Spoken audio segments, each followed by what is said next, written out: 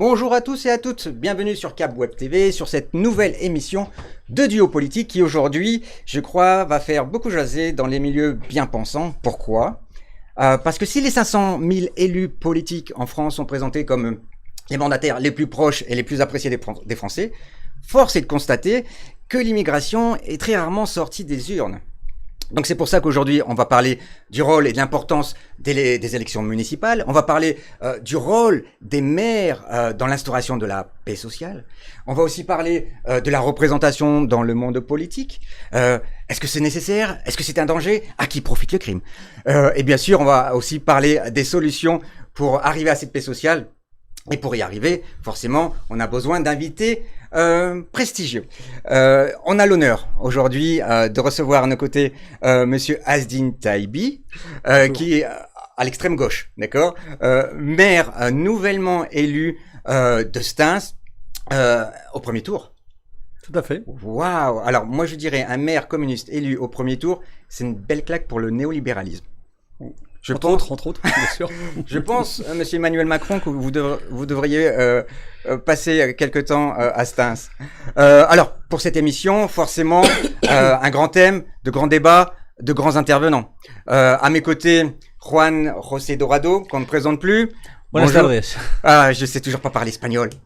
On va apprendre, t'inquiète pas. Alors que je présente quand même, grand journaliste politique, correspondant en France pour de nombreux magazines et journaux espagnols. Tout à fait. Parfait. Est-ce que tu fais aussi partie des minorités visibles ou pas ?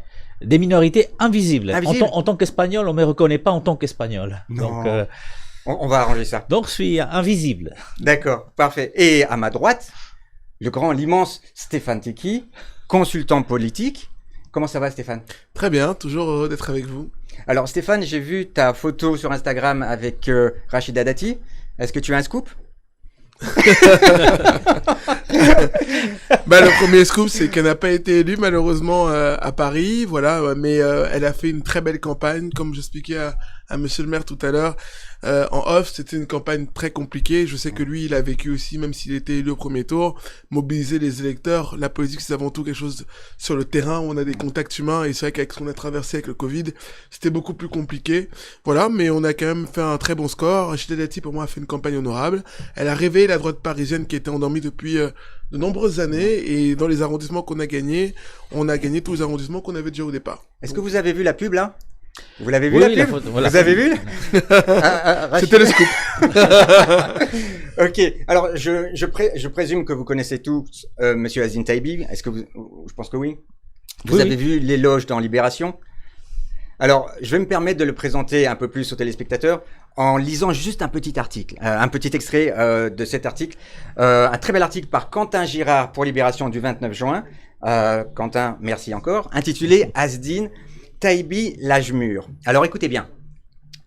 Ça n'arrête pas. Au comptoir du café, sous les grandes halles de Stains à Saint-Denis, surentant un thé à la menthe, Azdine Taibi ne peut pas parler une minute sans que l'un de ses concitoyens ne l'aborde. L'un pour l'inviter à inaugurer son magasin, l'autre pour une place en HLM, un troisième pour un jardin mal nettoyé, la plupart pour seulement dire bonjour. Et il répond à tous d'un grand sourire. « J'avais jamais vu de ma vie un maire qui tape un thé avec vous sur le marché ou dans la cité, dit l'un. Il ne le fait pas que pendant les campagnes électorales. On est direct avec lui. Il n'y a pas de filtre. C'est agréable. » Un jour normal, en somme, pour Taibi, édile PCF de Stains, banlieue populaire de la petite couronne parisienne, dont il a été réélu au premier tour pour un second mandat. Alors, ma première question pour vous, monsieur le maire communiste, article dans Libération, combien avez-vous payé ? J'ai payé très très cher. Pour un communiste, j'ai vraiment payé très très cher. Non, je trouve qu'il a été assez fidèle dans son article et on a passé pratiquement une bonne demi-journée. Parce que là, c'était pas un maire qu'il décrivait, c'était Jésus, hein. Ouais, enfin, je pense que voilà, bon, enfin, je suis pas non plus Jésus, mais enfin, il a décrit mon quotidien, tout simplement. Et très franchement, il y a rien d'extraordinaire, il y a rien de miraculeux. Ça fait partie de mon quotidien, avant, pendant et après les élections. Et puis, je dirais même que ça faisait déjà partie de mon quotidien avant d'être maire. Donc, pour moi, il y a rien d'extraordinaire. Je serais tenté de dire que, à la limite, il faudrait que la grande majorité des élus, et en particulier des maires, soit, je dirais, dans cette démarche très simple d'être au plus proche des habitants Et c'est vrai d'être dans la proximité, parfois on se mange des coups, mais c'est bien normal. Alors pour ceux Parfois- qui comprennent pas, parce que souvent dans les médias, on voit les premiers ministres, on voit le président qui accapare le plus le temps d'antenne, mais très rarement les maires. Et je suis très ravi, on est très ravi de vous avoir ici parce que ce sera justement l'occasion pour les téléspectateurs de comprendre ce que c'est que le métier de maire. La première question, c'était Alors, c'est pas un métier, c'est un engagement. Faut préciser c'est très important. Quelle est la différence? C'est une grande différence. Moi, j'avais un métier avant. Moi, j'étais éducateur dans les quartiers, animateur, responsable jeunesse. Ça, c'était un métier. C'est un engagement. Faut être très clair. Et justement, le danger, c'est de faire croire que être maire, être élu, ça devient un job, un boulot. Pas du tout. C'est un engagement. Et je pense que c'est très important. C'est là où il y a besoin de faire la distinction. Et fort heureusement, tout à l'heure, tu disais que les maires sont peut-être moins visibles dans les médias, parce que les maires, et d'ailleurs toute tendance politique confondue, je le dis, là, moi j'ai des convictions, et tant mieux, beaucoup de maires ont vraiment je dirais, cette sensibilité et cet attachement du terrain. Et parfois, ils ont peut-être pas envie de s'enquiquiner, d'aller sur des plateaux, etc. Quand on commence à aller sur les plateaux, à perdre son temps sur les plateaux, dans les médias, surtout quand on ne défend pas des combats, on devient quelque part un peu un professionnel ou autre. Et je pense que le rôle d'un maire, c'est la proximité, c'est le terrain, c'est de faire remonter, je dirais, les besoins, les attentes, l'exigence, et c'est de mettre la pression auprès des pouvoirs publics, quelle que soit d'ailleurs leur sensibilité politique. Et je pense que ça, c'est particulier. Enfin, moi, c'est comme ça que je conçois ce rôle, et j'essaye d'ailleurs modestement, avec ma nouvelle équipe, et je l'ai fait d'ailleurs en 2014, mais là, je le fais encore plus, en disant humilité, proximité, discours vérité, point barre. Alors, ça tombe Très bien, important. parce que Stéphane, toi qui es consultant politique, tu vas pouvoir rebondir sur ce qu'il dit. Est-ce qu'on voit trop aujourd'hui en France de politiciens qui veulent faire de la politique pour la politique et qui ne sont pas des gens de terrain, qui n'ont pas, est-ce que je peux le dire, vraiment à cœur le peuple? Est-ce qu'on peut comment Moi, tu vois je ne peux que rejoindre les propos de Monsieur le maire pour une bonne raison. La politique, d'abord, n'oublions pas que c'est la vie de la cité. C'est le pouvoir du peuple, par le peuple et pour le peuple. Et c'est vrai que pour moi, pardon pour les autres, mais les deux plus belles élections, quand on est engagé en politique, c'est l'élection municipale et l'élection présidentielle. L'élection municipale parce que c'est la rencontre entre une population et un maire, et je vous rejoins sur l'engagement. Élection présidentielle, c'est la rencontre entre un pays et un homme.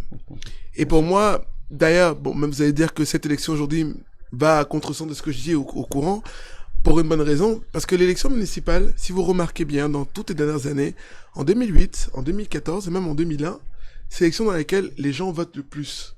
Pourquoi ? Parce qu'ils considèrent que le maire, c'est celui qui peut voir. Le maire, c'est celui qui a portée d'engueulade. Très souvent, quand on a un problème dans la ville, on va voir le maire. Le député, on le voit moins. Quant au sénateur, on le voit peu. Et pourquoi ça marche au niveau du maire ? Parce que, et je vais contredire un peu ce que vous disiez, pour moi, c'est pas vraiment de la vie politique. Parce que, en fait, quand on est maire d'une ville, ce qui nous intéresse comme sujet, c'est l'éducation. Et tous les parents veulent que les enfants réussissent, que l'école soit vecteur d'ascenseur social. Quand on va voir le maire, c'est la sécurité. Il n'y a aucun parent qui veut que son fils et sa fille soient dans une ville ou dans une rue où ils sont par sécurité. Je termine. Quand on va voir le maire, c'est les places de parking, c'est le sport, vecteur d'ascenseur social. Et ça, c'est toutes les thématiques. L'éducation, la mairie, l'éducation, la sécurité, l'écologie, le transport. C'est le maire qui décide tout ça. Et pour moi, c'est ça la politique. Et pardon d'être un peu trash, pour moi, tout le reste, c'est ceux qui parlent, mais qui n'ont jamais, malheureusement, beaucoup mis le pied sur le terrain. Alors, c'est ça, être trash pour toi? À mon niveau, oui, en tout cas. Le trash, c'est pire. Après, chacun son degré de trash. Alors, juste une question. Comment on peut concilier ce que vous dites avec des taux d'abstention qui sont aussi énormes? C'est ça que je comprends pas. Pourquoi aux dernières élections municipales, les taux d'abstention étaient plutôt énormes? En fait, le discours que vous venez d'avoir, tout le monde souscrit à ce discours. Mais il y a deux choses. Quand on voit un maire élu pour la 6e ou 7e fois, voire 8e fois, donc qui est là depuis 40 ans, on peut se dire que c'est un engagement, oui, mais que c'est aussi une profession. Parce que quand on est maire d'une ville, et j'en connais, on est d'accord là-dessus. Donc depuis 40 ans, à 100% d'accord. On peut se poser des questions. Et surtout, et je reviens sur justement la question que tu étais en train de poser, et comment expliquer donc qu'aujourd'hui, le délitement de la vie politique touche aujourd'hui les maires, et on l'a vu, on peut justifier par le Covid si on veut, mais la réalité c'est que les gens ne se sont pas déplacés à voter. Quand on est dans une élection où plus de 60% des gens ne sont pas allés voter, on a un problème. On a vraiment un problème, parce qu'on sait que sur les 40% qui est allé voter, le maire va être élu sur 15 ou 20% maximum de la population là, de sa ville. des taux, Et encore, pas mal. Parce que donc des fois, c'est effectivement, beaucoup, donc le discours que vous venez d'avoir, on souscrit tous, mais la réalité du terrain aujourd'hui, parfois contredit ce discours. La politique a besoin d'hommes engagés, mais on a besoin aussi d'hommes qui ne soient pas de façon permanente dans le monde politique. Et encore une fois, moi j'habite dans une ville en banlieue parisienne où le maire a été élu pour la 8e fois. Donc il est là depuis les années 70. Donc imaginez qu'on se pose la question de la professionnalisation. Par rapport à ce que tu dis, et je partage. Tout à l'heure quand je parlais d'engagement, enfin, je faisais référence je dirais à mon expérience, mais je suis pas le seul. Évidemment, un maire qui se présente 5, 6, 7, 8 fois, on serait tenté de dire, c'est plus de l'engagement, c'est vraiment c'est son job, quoi. Ça devient professionnel, quoi. Moi, je considère, c'est la deuxième fois que je suis réélu en tant que maire. Je pense qu'un 3 mandats pour un maire, c'est très bien en termes d'engagement. Premier mandat, on pose ses marques. Il y a beaucoup de réorganisation, des réajustements. Deuxième mandat, on essaye de concrétiser un certain nombre de projets. Et troisième mandat, on envoie une nouvelle dynamique. Enfin, moi, très franchement, je ne me vois pas faire pas plus de 3 mandats. Voilà. Et je passerai à autre chose pour aussi m'engager autrement. Maintenant, sur ce que tu dis, les maires, les municipales n'ont pas échappé à ce désaveu cinglant de la politique. Il y a un fossé énorme. Et c'est vrai, moi-même, je vois sur ma ville, près de 70% d'abstention, c'est énorme. On peut se poser la question, on se le disait en aparté avec Stéphane Tiki, de la légitimité des maires à un moment donné. Après, il ne faut pas confondre le fait que le scrutin nous rend parfois, délégitimés par rapport aux résultats, et parfois, et en même temps, les maires restent quand même populaires, restent appréciés par la population, parce que ils sont à la fois protecteurs, c'est à la fois ceux qui se mangent les coups en direct, et puis on est là pour trousser les manches. Et je vois par exemple sur la période du confinement, l'exemple est flagrant, les maires une bonne partie des maires se sont fortement mobilisés. Ce qui n'a pas empêché que les taux d'abstention soient très importants. Mais là, ça nous renvoie à un problème de fond extrêmement important. Pourquoi ce fossé s'est instauré entre les citoyens et la politique? Et d'ailleurs, on l'a vécu sur les municipales, sur la municipale, mais on l'a vécu aussi en 2014. Il y a eu une chute, mais terrible. En 2008, il y a à peu près en 2001 où on a vu des taux de participation qui étaient relativement corrects. Donc je pense que là, il y a certainement tout le logiciel politique totalement repensé dans la politique. Et d'ailleurs, tous les courants politiques sont concernés. Et certainement qu'il faut changer la manière dont on fonctionne dans la politique, y compris avec, les accords, avec on va dire la tambouille politicienne, qui fait qu'à un moment donné, on se rend complètement en décalage. Voilà. Justement, je voudrais rebondir là-dessus. Alors, les maires sont très aimés de la population. Est-ce qu'on peut dire la même chose du gouvernement? Est-ce qu'ils sont aimés du gouvernement? Parce que j'ai lu que vous en étiez amené à poursuivre le gouvernement. Et pour moi, c'est quelque chose de... Comment on peut être en République? Comment on peut se battre pour un même idéal alors que les instances politiques en France sont l'une contre l'autre? Pour moi, c'est... Alors, qu'est-ce qui s'est passé et pourquoi ça? Il s'est passé la chose suivante. Voilà. Moi, tu l'as dit tout à l'heure, je suis maire d'une ville populaire. D'une ville où, malheureusement, les taux de chômage sont extrêmement importants. Plus de 30% pour les moins de 25 ans, c'est énorme. Alors que la moyenne, ne serait-ce que régionale, on est à peu près à moins 20%. Là, par contre, on va morfler dès septembre. Économiquement parlant et socialement parlant, ça va être terrible après ce qui s'est passé avec la crise sanitaire. En Seine-Saint-Denis, on a cumulé la crise sanitaire, et cette crise sanitaire a révélé une crise sociale que malheureusement, je connaissais depuis longtemps, puisque je la vis sur le terrain, je la subis, et je vois les personnes qui sont dans cette difficulté. Donc, on a cumulé crise sociale et crise sanitaire. Donc, il y a une situation extrêmement importante, extrêmement préoccupante.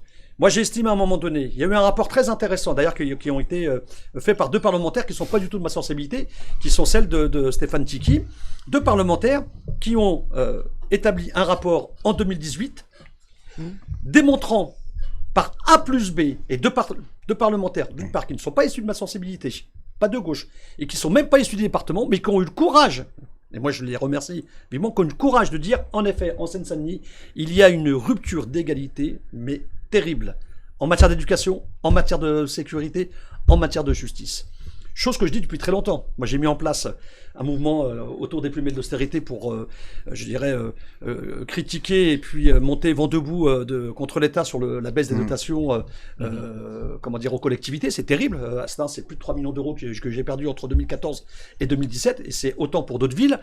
Donc, fort de ce rapport qui démontre, je dirais, l'échec de la République. Moi, je suis un républicain. Oui. Donc, c'était de mon devoir de me dire à un moment donné, l'État, le gouvernement, d'ailleurs tous les gouvernements qui se sont succédés d'ailleurs, hein, quelle que soit leur étiquette politique, c'est parti de Sarkozy quand il a mis en place les RGPP, et puis Hollande a poursuivi, je dirais, ce délitement total des services publics de proximité, et puis ça a continué avec Macron. Moi, je me suis dit, on ne peut pas laisser. Je suis un républicain, donc je ne peux pas laisser l'État, je dirais, responsable et fautif de cette situation sociale et économique désastreuse dans le quartier populaire. C'est le cas en Seine-Saint-Denis, mais on le retrouve aussi dans le quartier. Oui.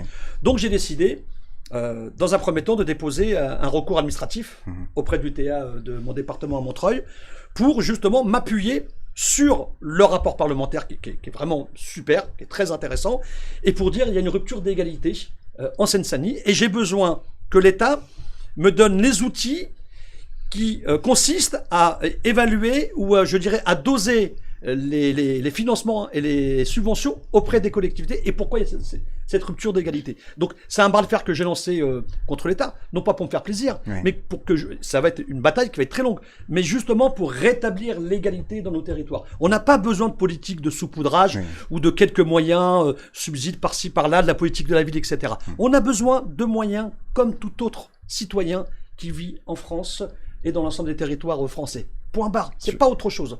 Je suis totalement d'accord. Stéphane, tu veux rebondir là-dessus ? Non, mais oui, j'avais suivi avec beaucoup d'attention ce rapport-là, qui est un rapport d'ailleurs très courageux, parce que très bien fait. En général, les gens mettent beaucoup de la poussière sous le tapis, et encore plus quand c'est des quartiers populaires. Et oui, mais c'est inacceptable. Il faut dire la vérité. Et je pense que, pour rebondir ce que vous disiez tout à l'heure sur la déconnexion entre les politiques et les citoyens, c'est aussi parce qu'il y en a beaucoup qui font pas ce qu'ils disent et qui disent pas ce qu'ils font, et que beaucoup sont dans la tambouille et pas dans l'action. Et c'est vrai que vous Monsieur Taïbi, et avoir aussi Abdelhaït Omar qui était élu à Villeneuve-la-Garenne, qui est un homme de terrain et engagé, qui en font pour les citoyens. Parce qu'en fait, je pense qu'aujourd'hui, les citoyens jugent les gens sur ce qu'ils font, pas sur ce qu'ils disent. Et le fait que maintenant, il y ait une nouvelle ère, parce que maintenant, on voit mieux, il y a les réseaux sociaux, on voit ceux qui agissent vraiment. Ça, c'est le premier point. Et sur le deuxième point, oui, moi, je trouve ça pas normal que dans certains quartiers, et pour ne pas citer la Seine-Saint-Denis, on puisse dire que certaines choses passent, et dans d'autres quartiers, on ne se le permettrait pas.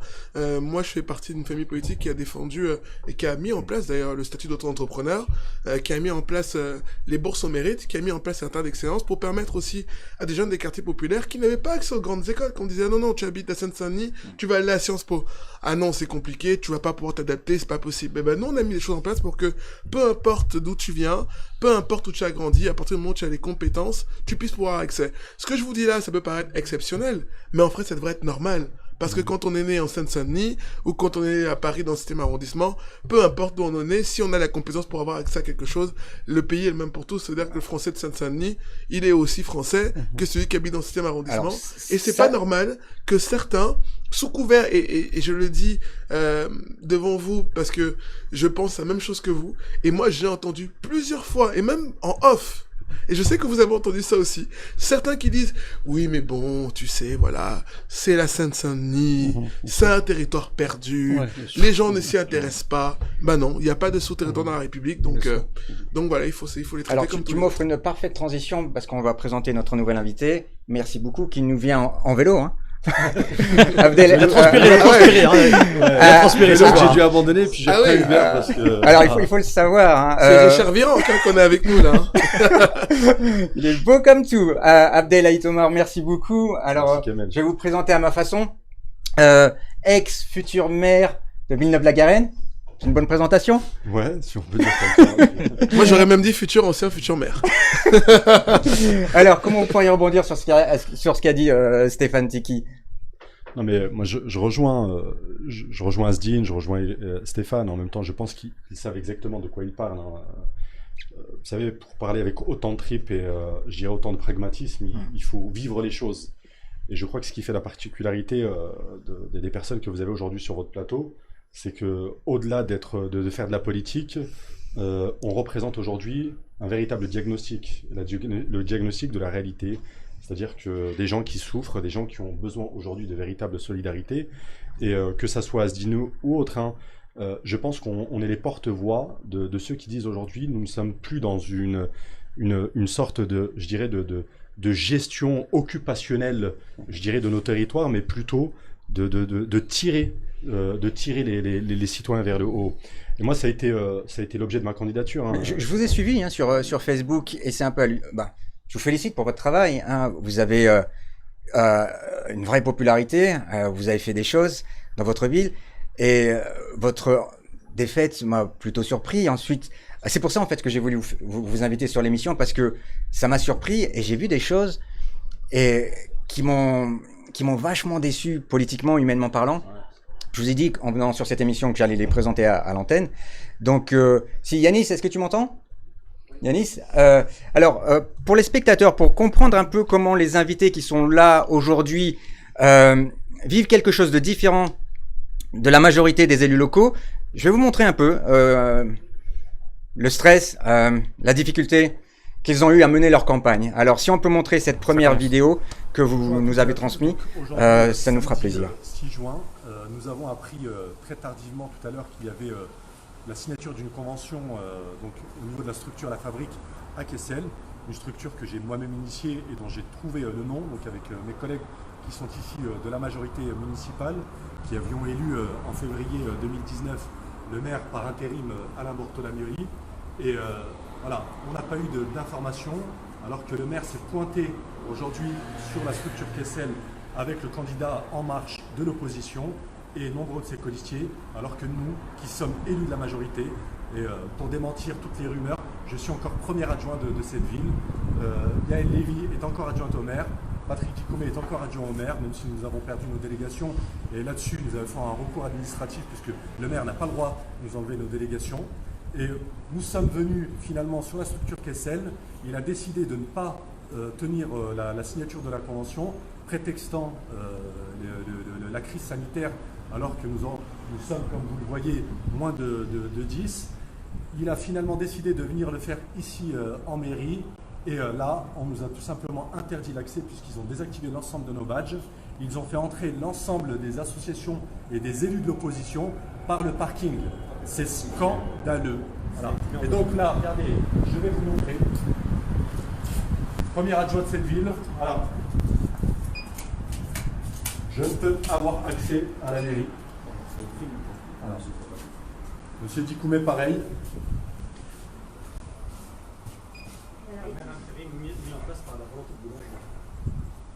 Alors, c'est du jamais vu à Villeneuve-la-Garenne. C'est du jamais vu. Qu'il est mis au pouvoir. Parce que quand l'ancien maire, enfin bon. Alors voilà, vous voyez un peu l'environnement dans lequel Abdelhaït Omar a dû travailler. Il s'est battu pour sa ville. Je ne prends pas parti. Moi, je suis juste un citoyen comme vous. Kamel, si je peux me permettre, juste, j'aimerais aussi dire un petit mot par rapport à cette vidéo qu'on vient de voir. Et je dis devant effectivement Abel et Monsieur Taïbi. Peut-être aussi que ça peut permettre aux téléspectateurs de se rendre compte que la vie politique n'est pas facile. Parce que c'est vrai que quand on dit aux gens, et moi je dis toujours que commenter la vie politique, pour moi, pardon de faire une métaphore, moi qui suis passionné par le sport, c'est comme être sur le banc de touche. Mais aller sur le terrain, c'est un terrain très compliqué.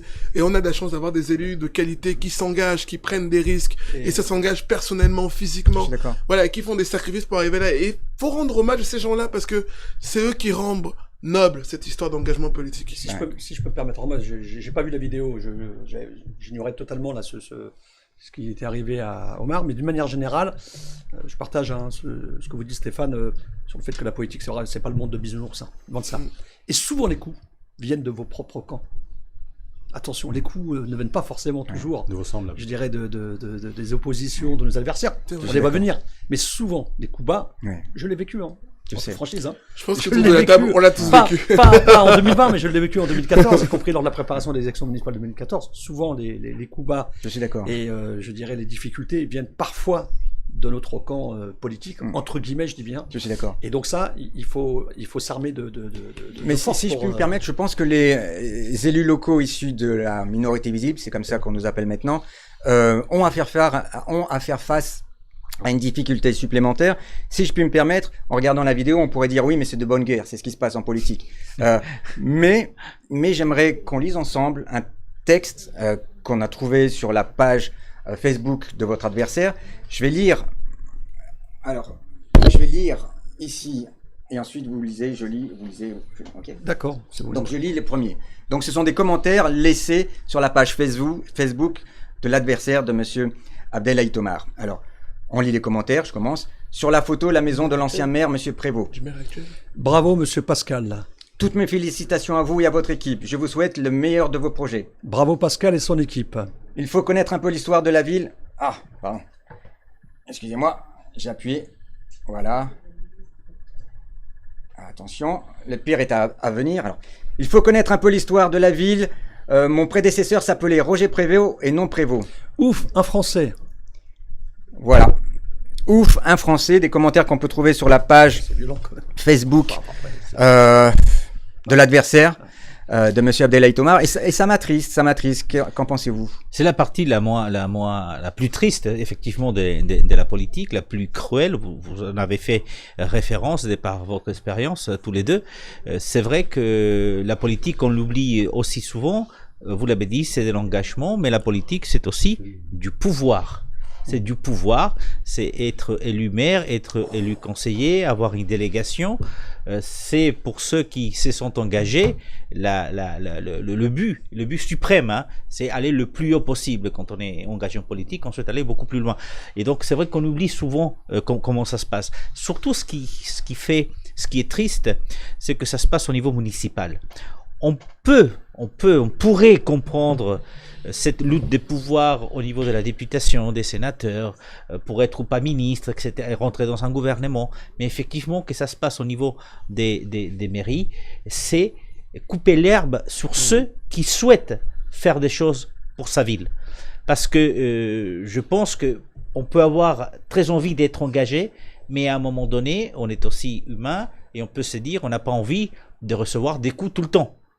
Et c'est là où je me dis qu'effectivement, il y a de la professionnalisation quelque part dans la politique. Il y a ceux qui se sont endurcis, et c'est pas un cadeau s'endurcir en politique, hein, je pense. Ceux qui sont endurcis parce qu'ils ont reçu beaucoup de coups, qui sont capables d'en donner aussi après. Alors, et donc c'est dommage. Mais c'est dommage de voir ça. Parce qu'il y a des gens qui vont pas continuer à faire de la politique après avoir vu ça. Il y a un élément déterminant qui a malheureusement aggravé encore, je dirais, ces relations et ces comportements inadmissibles. Hein. Tu disais, c'est triste, mais il y a de quoi être en colère, quoi. Il y a un élément important et qui a accéléré ce processus, c'est les réseaux sociaux. Parce que maintenant, souvent, avant, les gens, je voyais, moi, avant les politiques, ils s'affrontaient sur le terrain, ils se charclaient, etc. Et c'était parfois violent, parfois physique, etc. Maintenant, ils règlent leur... C'était sur la base d'idées. Effectivement. Voilà. Et maintenant, beaucoup règlent leur compte ou racontent vraiment n'importe quoi dans les réseaux sociaux.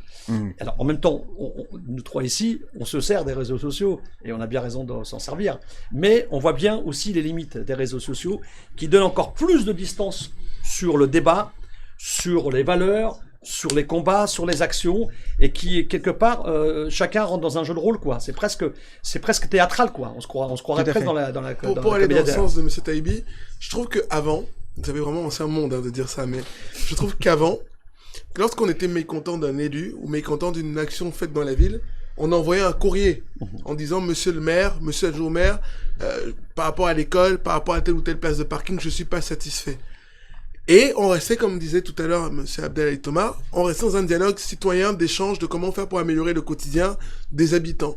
Et le problème, c'est que, et moi je mets le pied dans la fourmilière. Moi, j'étais de nombreuses fois, et je sais qu'Abdel le sait, parce qu'on en a déjà parlé ensemble, j'étais de nombreuses fois victime de racisme. Et j'avais porté plainte avec d'ailleurs des députés qui ne sont pas de ma famille politique, puisqu'il s'agissait de Patrice Anato, qui est député d'ailleurs En Marche. Parce que, en fait, je considère que les gens, quand ils vont sur les réseaux sociaux maintenant, c'est un peu la cour des miracles. Ils peuvent dire tout et n'importe quoi, et ils se cachent derrière des profils qu'on ne peut d'ailleurs jamais retrouver. Moi, j'ai porté plainte, on a toujours découvert le compte, et après, chaque fois qu'on supprime le compte, quelqu'un d'autre crée un nouveau compte. Et c'est-à-dire que maintenant, ça crée une liberté de parole dans laquelle les gens peuvent dire tout et n'importe quoi. Et ces propos-là, moi, je suis... voilà, j'ai de la peine pour monsieur Abdel Haït-Omar qui est ici, parce que pour moi, avoir des gens de sa trempe, de sa qualité, c'est une chance pour la France. Alors justement, avoir des gens, qui veulent s'engager pour servir à leur ville et pour les habitants, c'est une chance pour Villeneuve-la-Garenne. Et de se dire que est-ce qu'il est français ou pas français, bah ça remet en question, sous-entendant que parce qu'on est musulman ou parce qu'on a un nom à consonance maghrébine, on n'est pas français. Ça veut dire quoi aujourd'hui? C'est ça la France de demain? Je vais justement me mettre dans la peau du méchant. En quoi vous êtes une chance, ce Azzedine Taibi, Abdel Haït-Omar, en quoi vous êtes une chance pour la France? On est une chance pour la France parce que je pense, au travers de notre parcours à chacun, à la fois, je pense qu'il en est de même pour à la fois Azzedine et pour Stéphane, c'est rendre à la France ce qu'elle nous a donné. Et pour Juan José aussi, espagnol.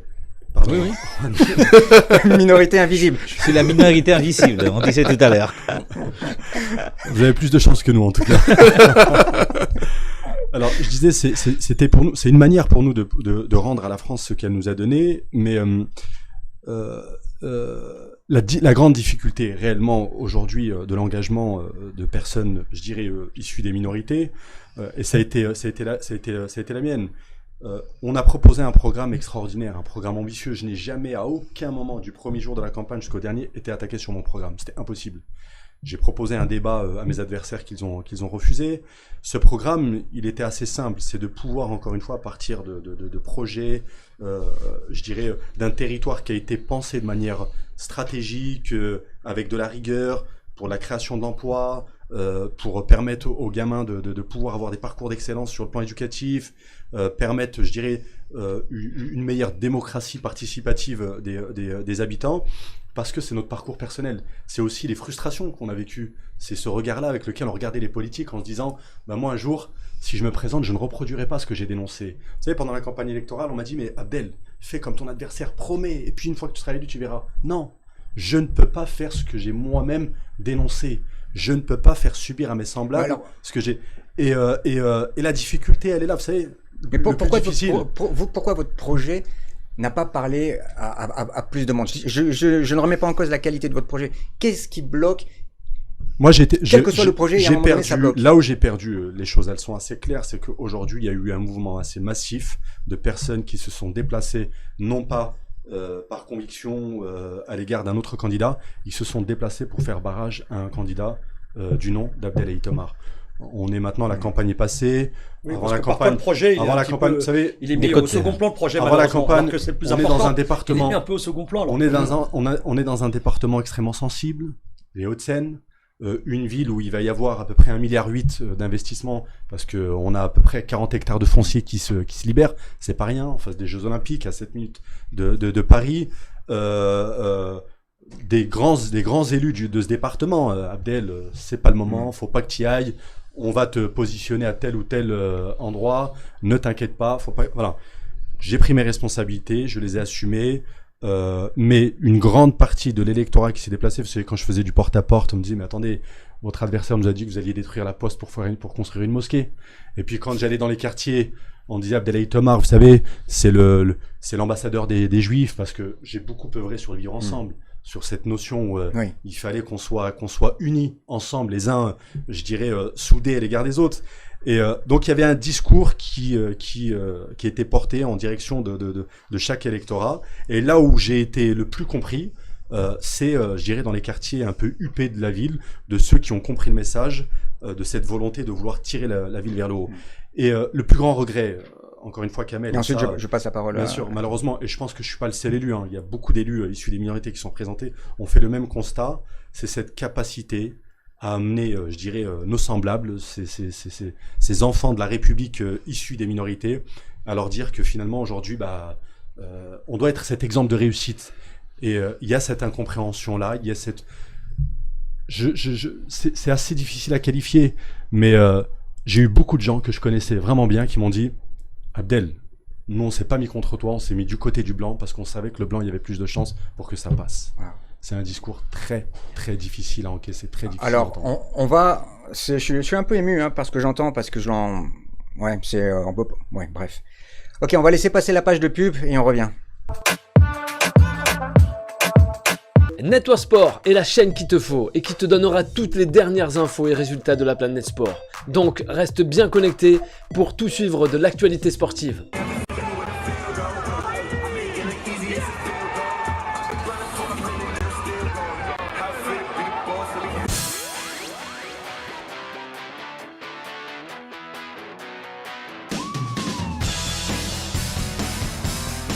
Salut à tous et bienvenue sur le plateau de Fight Club. Moi, je vois la boxe. Voilà, quand j'ai regardé boxer, j'ai kiffé, mec.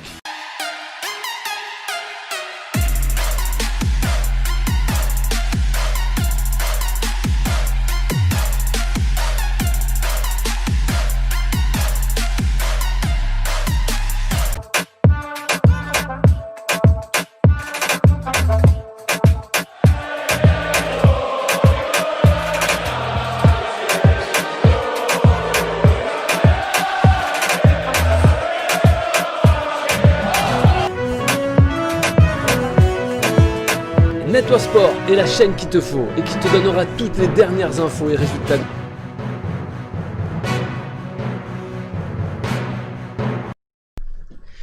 Merci pour cette coupure pub car je commençais à avoir les larmes aux yeux.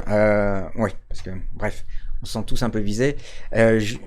Durant la coupure pub, Monsieur Aytomar, vous nous avez dit quelque chose qui nous a un peu choqué. Vous pouvez nous le répéter? Je ne vais pas citer le nom de l'élu. Il y a un grand élu du département à qui j'ai été demandé le soutien et il m'a dit un élu du nom d'Abdelhaï Tomar, maire d'une ville des Hauts-de-Seine, pas de mon vivant. Waouh. Monsieur Taibi, ça vous fait réfléchir ça? Oui, ça me fait réfléchir. Alors, j'ai été très touché par ce qu'a dit Omar tout à l'heure. C'est assez inquiétant et en même temps, ça décrit malheureusement une réalité que on est beaucoup à vivre, ce que tu disais tout à l'heure, Stéphane aussi. Et Kamel, tu nous a interrogé sur le fait, voilà, on a une chance pour la France. Il faut savoir que la France, elle a aussi cette chance d'avoir au sein de ses enfants des personnes qui sont issues de la diversité, des personnes qui viennent de milieux. Mais il y a tellement de gens qui ne comprennent pas. J'aimerais que vous l'expliquiez en quoi c'est une personnes chance. qui viennent des milieux populaires. Il faut savoir que, voilà, moi je suis maire d'une ville populaire. Abdel est engagé dans un territoire populaire. Stéphane, certainement aussi. Donc, quelque part, on est le lien et le lion, je dirais, de toutes ces classes populaires, y compris de ces nouvelles générations, pour renouer, je dirais, pour redonner un sens très fort aux valeurs de la République. Et c'est pour ça que je dis que c'est à la fois, ça va dans les deux sens. C'est une chance pour la France, mais il faut que la France, elle saisisse sa chance que il y a des élus issus de l'immigration et des minorités. J'aime pas trop tomber dans ce débat-là, mais bien sûr. malheureusement ça existe parce que tu le disais tout à l'heure, très peu de maires issus des minorités. Alors je ont vais été juste élus. redonner la Ça statistique. devrait être presque une normalité. Je vais donner la statistique. Sur 260 villes de plus de 30 000 habitants en 2014, seulement 4 sont dirigées par des maires issus des minorités visibles, ce qui représente moins de 1,5%.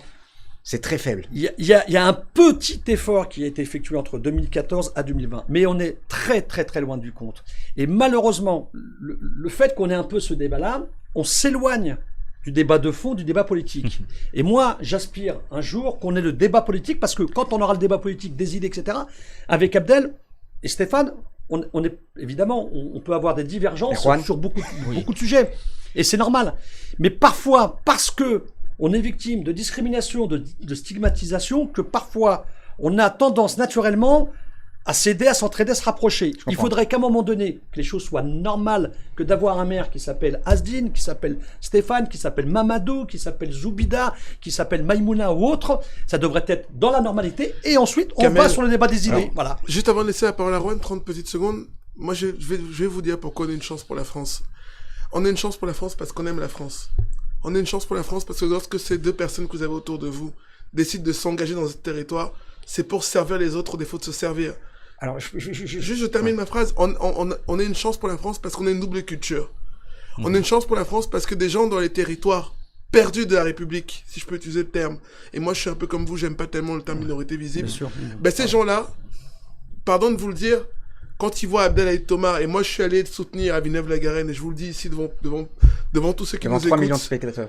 mais quand les gens le voient, c'est un modèle de réussite. Parce que tous les jeunes des quartiers populaires, ceux à qui on n'a jamais tendu la main, ceux à qui on n'a jamais donné confiance, eh ben ils se disent que s'il y a des gens comme Abdel, ou comme Monsieur Azine Taibi, ou comme Ranozé peuvent réussir, c'est aussi pour eux.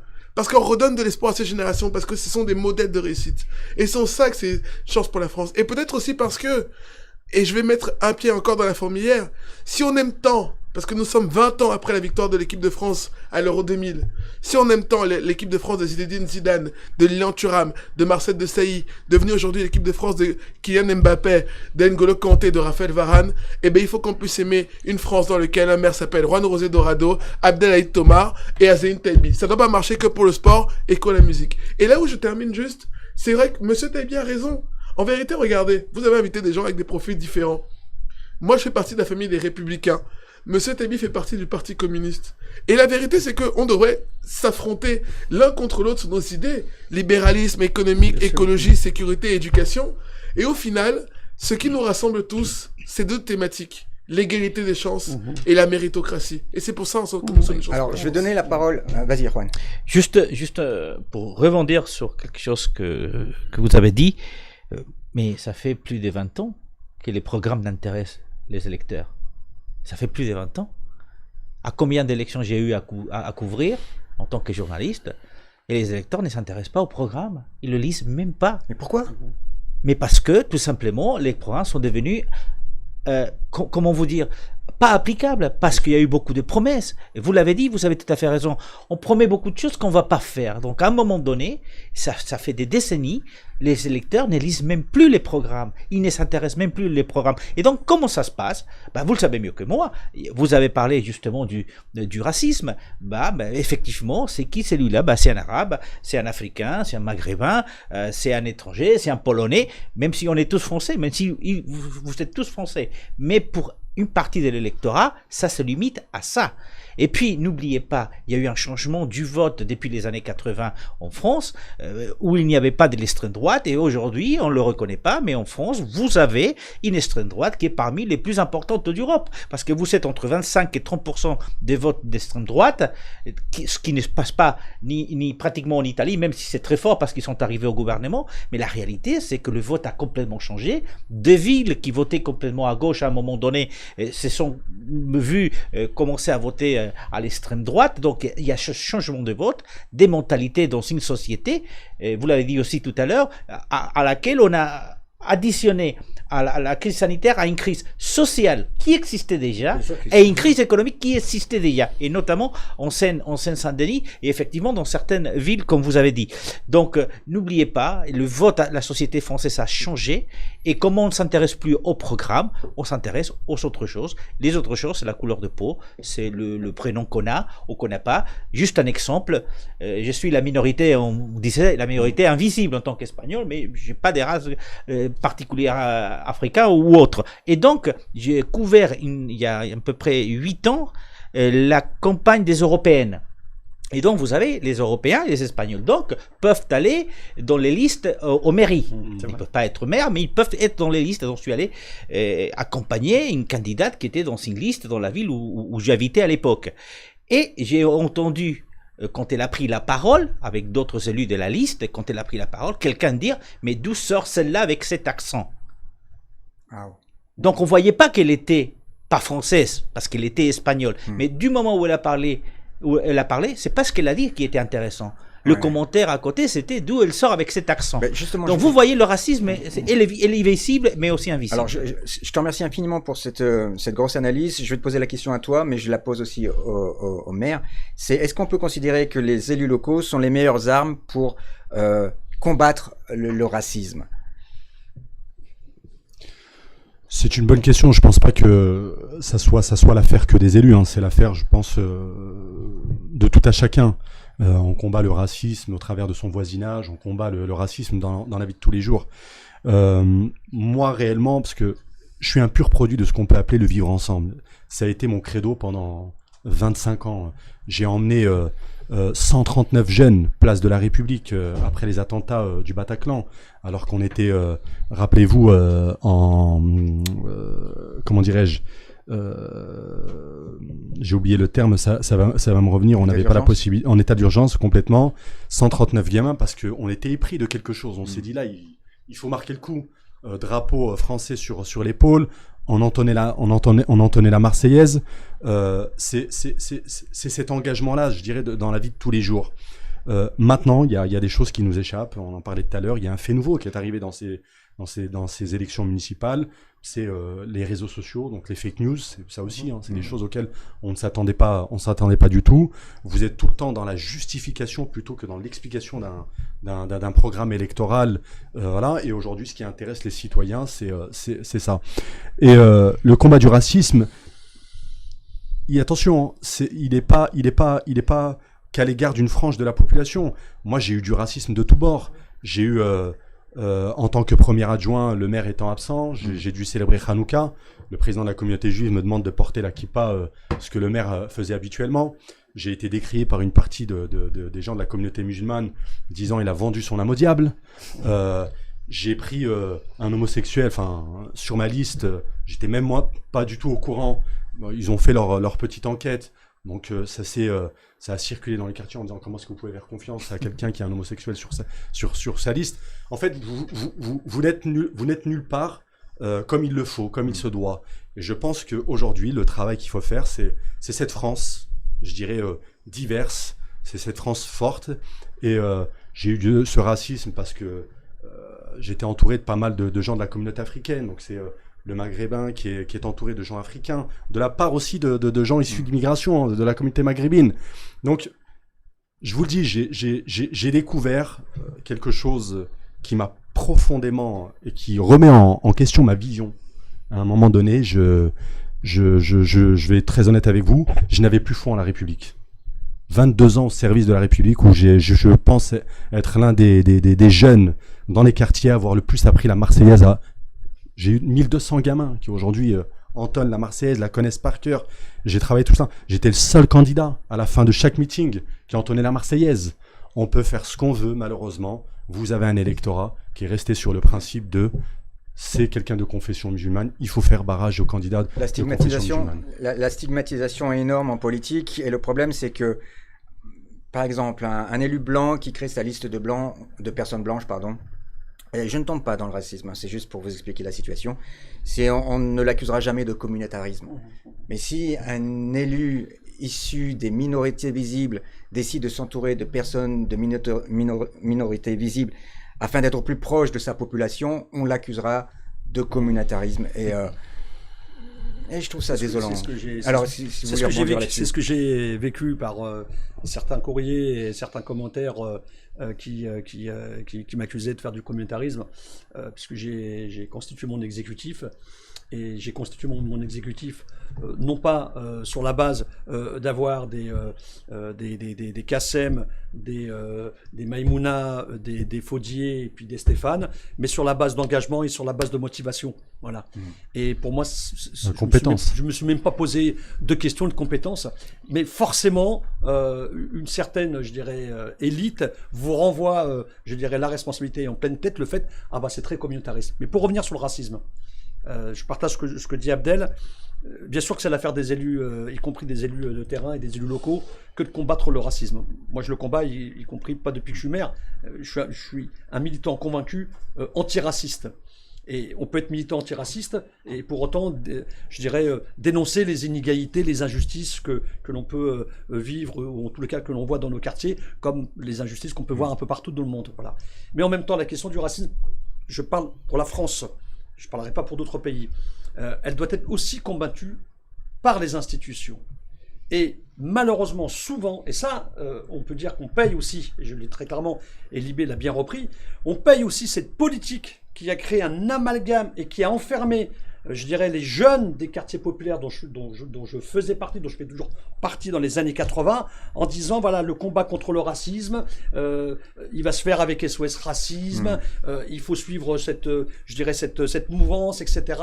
Le combat du racisme, ça peut pas être simplement des concerts, ça peut pas être simplement touche pas à mon pote, c'est du concret, c'est aussi dans le cadre des institutions, et c'est de faire en sorte que ce plafond de verre, on puisse le briser. Mais et là, on y est encore très loin. Pour rebondir dessus. Et donc là, il y a une hypocrisie, il y a vraiment une hypocrisie des institutions et des élites politiques qui ont tendance à nous cantonner, celles et ceux qui condamnent et qui dénoncent le racisme. Et on le fait, nous trois, on le fait à notre manière, pour nous dire, mais écoute, hein, tu sais d'où tu viens, commence pas trop à la ramener, quoi. Et ça, c'est pas possible. Alors, Juan, tu vas répondre. Oui. Ensuite, Stéphane, mais juste une chose dont je veux faire état, c'est que le problème, c'est qu'on confie trop peu souvent des postes à haute responsabilité aux minorités visibles. Et si l'exemple ne vient pas d'en haut, on peut tout se permettre en bas. C'était juste mon aparté. Alors, c'est sur ce point que je voulais justement. Je crois que les maires, ce sont les premiers à faire un travail de terrain, effectivement, dans la lutte contre le racisme.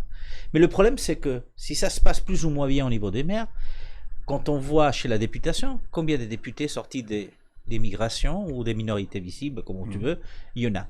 C'était plus on monte dans la hiérarchie, et tu as tout à fait raison, on voit de moins en moins.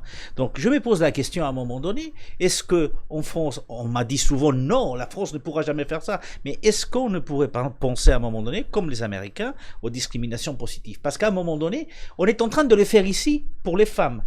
On impose un nombre de femmes dans les quotas des conseils d'administration des grandes entreprises. Mais pourquoi on ne le ferait pas aussi pour les minorités? Pourquoi pas imposer au niveau de la députation sénatoriale? Je sais que ce n'est pas la tradition française. Sauf que la discrimination positive reste quand même une discrimination. Positive, voilà. Je suis tout à fait d'accord avec vous. Donc, mais je vous écoutais, il y a un exemple qui me revenait, je vous ai parlé de cet espagnol, mais plus flagrant que ça, c'est que j'ai eu à interviewer des gens pour les élections, donc municipales, et beaucoup à Paris, qui étaient opposants à la maire actuelle, Anne Hidalgo, me donnaient ses arguments, et à la fin me disaient « Oui, mais elle est espagnole ».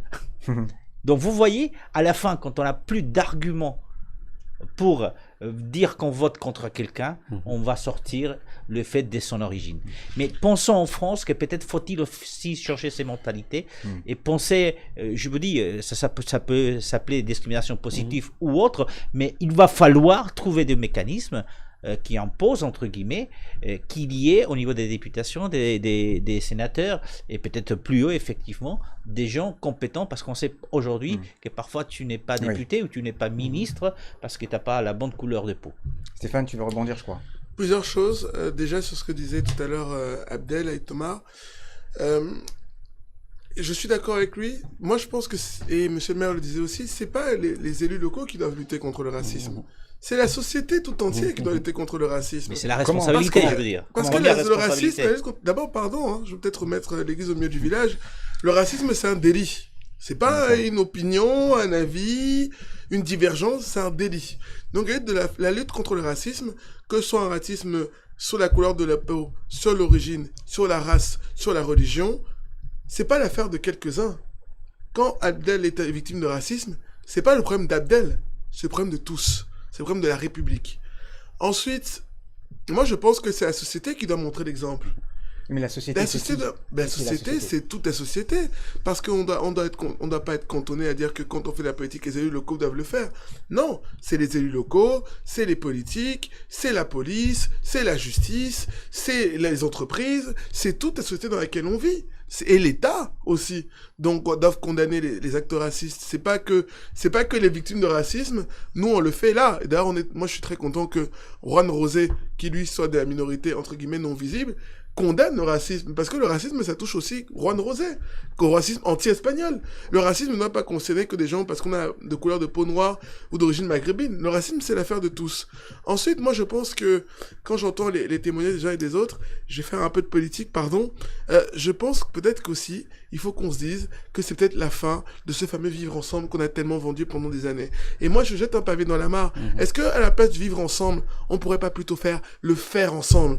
Parce que en fait, des gens qui vivent ensemble, pardon, chacun vit à côté de l'un de l'autre, sans rien partager, sans rien construire. Peut-être que si on part sur un concept dans lequel on fait ensemble, on construit un pont dans lequel on est dépendants les uns des autres et qu'on peut construire quelque chose ensemble. Et c'est inadmissible que dans la République aujourd'hui, on puisse attaquer quelqu'un parce qu'il est musulman, parce qu'il n'a pas porté la kippa, parce qu'il s'appelle Abdel, parce qu'il est noir, parce qu'il s'appelle Mamadou ou autre. Ce qui doit compter, c'est l'égalité des chances et la méritocratie. Mais là, on est tous d'accord, Steph.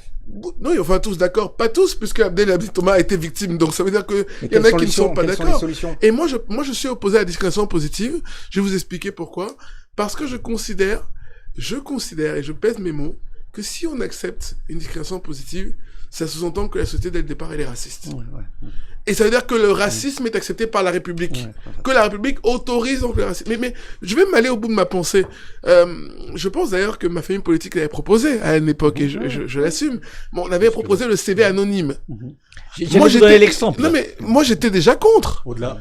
Juste pour terminer ma phrase, je considère que si on veut chercher un emploi aujourd'hui, c'est pas parce qu'on a caché son nom qu'on va avoir l'emploi. Si vous cachez votre nom, ça sous-entend que on n'assume pas le nom que vous portez.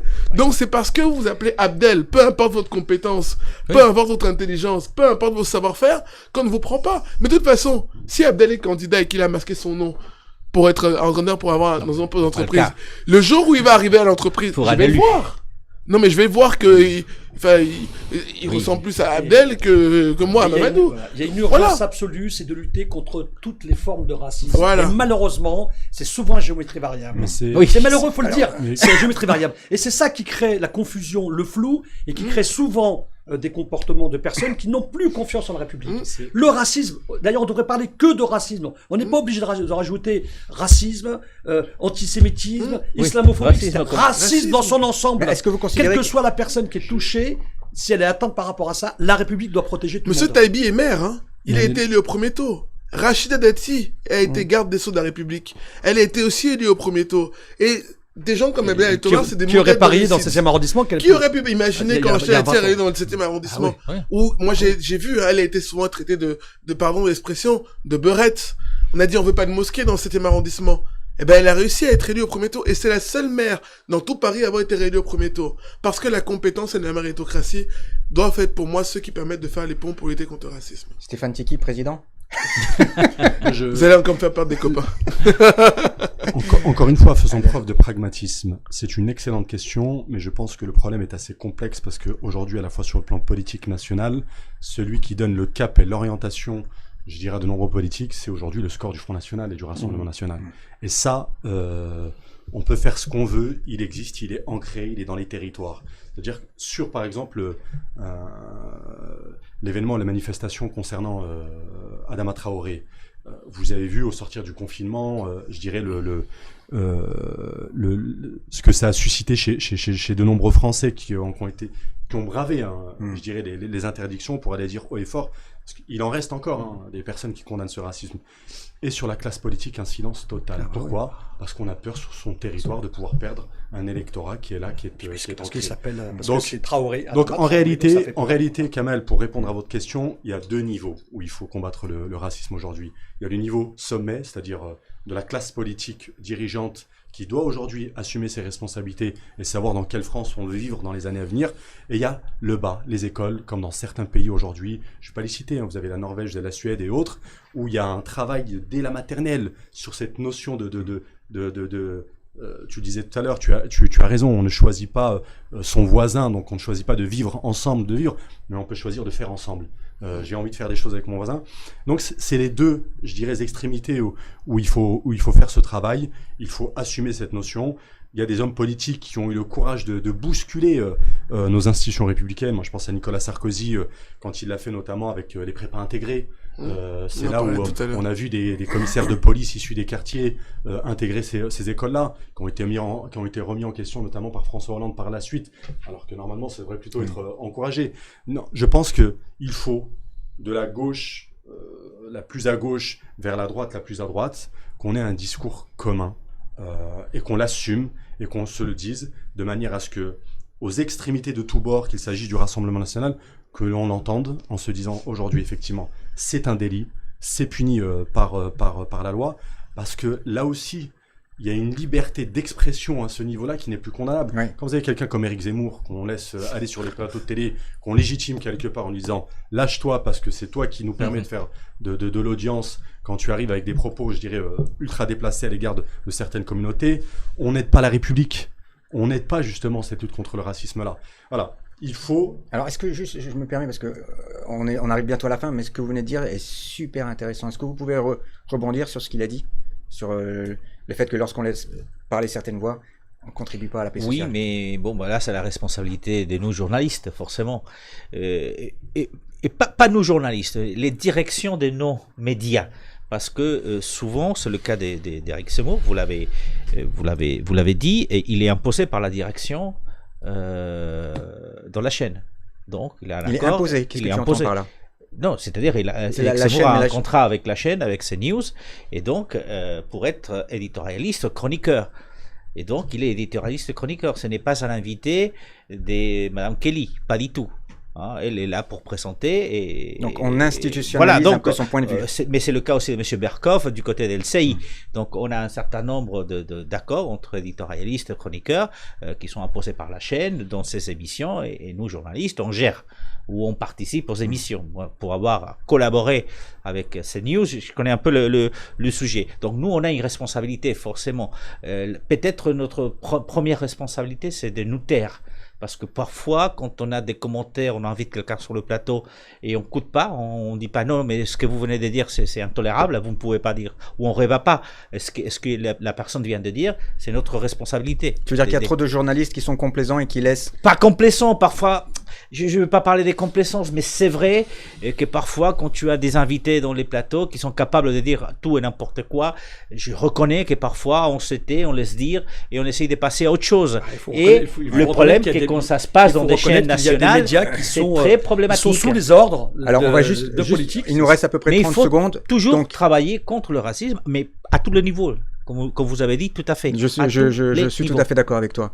Il nous reste 30 secondes, je vais vous laisser parler, ensuite on va tous ensemble dire au revoir. Cette émission est vachement trop courte. Hein. Quand on a des invités de qualité et des intervenants de qualité... Des sujets aussi intéressants, il faudrait... Et encore, on n'a pas forcément approfondi... Oui, je voudrais vous remercier en avance, mais on va vous laisser terminer. Et si vous avez un dernier mot... Mais merci infiniment d'être venu. Merci. Alors je vous laisse, vous vouliez dire quelque chose.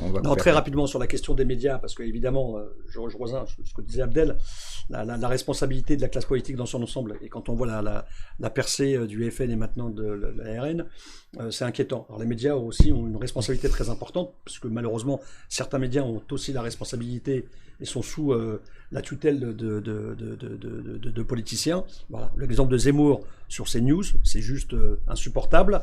Et quand on voit que cette même chaîne, et d'ailleurs d'autres chaînes, insultent, crachent, par exemple sur la famille Traoré, sur le passé et l'histoire d'Adama et de toute la famille, là on voit que vraiment on touche le fond et c'est vraiment inquiétant. Alors que le combat d'Adama Traoré, c'est le combat contre les violences policières. Et parler des violences policières, ce n'est pas incriminer l'ensemble des policiers, je le dis, au contraire. En parler, c'est justement quelque part protéger les policiers qui font très bien leur travail. Et moi-même, j'ai été aussi attaqué avec cette fameuse fresque en disant, voilà, le fait que vous associez violence policière à racisme, c'était fait par des artistes, vous faites l'amalgame du racisme et des violences policières. Mais ça existe. Mais ça ne veut pas dire que tous les policiers sont racistes. Là, ça ouvre un nouveau débat, monsieur Taibi. Là, j'aimerais bien débattre avec vous. Voilà. Ça ne veut pas dire ça, au contraire. Et le faire, c'est justement à un moment donné ne pas mettre, ce que tu disais tout à l'heure, je dirais le débat, le problème sous le paillasson, c'est d'en parler et de faire en sorte qu'on en parle sereinement et qu'à un moment donné, le lien entre la police, la République et nos quartiers populaires et ses habitants puissent se renouer. Et ça passe par là. Je pense que c'est important. Alors, Stéphane, est-ce qu'on peut... Stéphane ou pas? Non, le producteur ne veut pas. Bilal, alors un jour vous le verrez, il est derrière. Il était censuré, là. Vous voyez, en tout cas, moi... Là, c'est pas du racisme. En tout cas, il y a une chose qui nous ferait vachement plaisir, c'est justement qu'on puisse avoir un dialogue entre les représentants de la police sur ce plateau et d'autres représentants Ah ouais, avec plaisir. de la banlieue, vous-même. Ce serait génial qu'on ait ça. Donc un appel est lancé aux représentants de la police en France. On vous remercie infiniment. Ça a été un superbe débat. Merci de nous avoir honoré de votre présence. Merci à vous, merci. Merci. Abdelhaï Tomar, Kamal, merci beaucoup. Azine Taibi, Merci à l'équipe. Juan, super. Stéphane, merci infiniment. La semaine prochaine, vous aurez l'honneur d'avoir Audrey Pronosti présenter cette émission. Partagez-la, commentez. On a besoin de vous pour porter cette belle parole au plus grand nombre.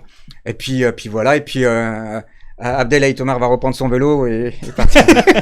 Non, mais je vais le rapprocher. S'il veut, je vais le rapprocher. Merci à tous. On vous embrasse. À bientôt. Merci. On a hâte de lire vos commentaires. Bye Merci bye. beaucoup. Merci.